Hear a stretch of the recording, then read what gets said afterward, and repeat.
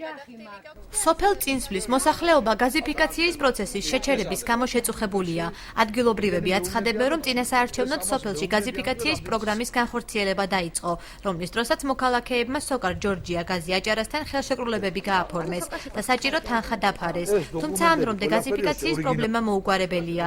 დახმარების თხოვნით მოქალაქეება ფინანსთა სამინისტროსაც მიმართეს. თუმცა იქ განუცხადეს, რომ პროგრამის განსახორციელებლად სოკარ ჯორჯიამ მათგან ნებართვა უნდა აიღოს, რასაც კომპანია ამ დრომდე არ ასრულებს.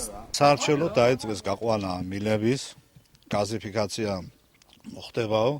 ბოლომდე არ მიიყვანეს, ნახევარგზაზე გაჩერდა, არჩევნები ჩატარდა და ამით დამთავრდა ყველაფერი. მოსრულია ეს მილი, ჩვენ ოჯახებში შევიყვანეთ.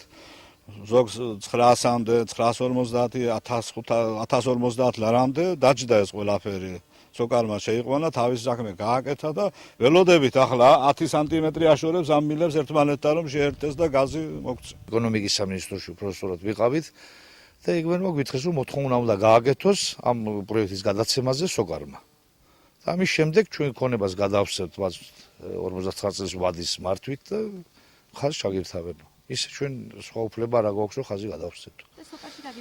სოკარში, რა ვიცი, ისეთი გაუგებრობა, ესეთი პასუხის სიმართლე რო გითხრათ, ვერც მივიღე. კიდევ ერთობლივი განცხადება დატოვებული მაქვს და ერთი პასუხი მივიღე უარი, მეორეჯერ დავწერეთ და ეხლა ველოდებით კიდევ, ბარი არის 90%-ის.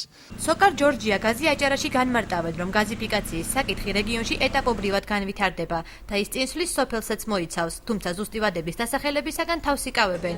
ისინი ასევე უარყოფენ რაიმე სახის ფინანსური პრობლემის ან სხვა რაიმე შემაფერხებელი ფაქტორის არსებობას.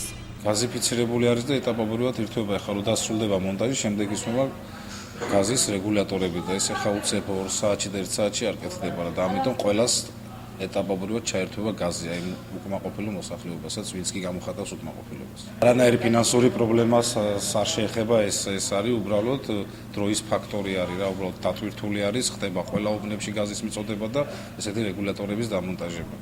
საქართველოს ენერგეტიკის სამინისტროს ინფორმაციით აჭარაში გაზიფიკაციის პრობლემა არ არსებობს. სამომავლოდ კი რეგიონში სხვა კომპანიის შემოსვლის საკითხი ამჟამად არ განიხილება.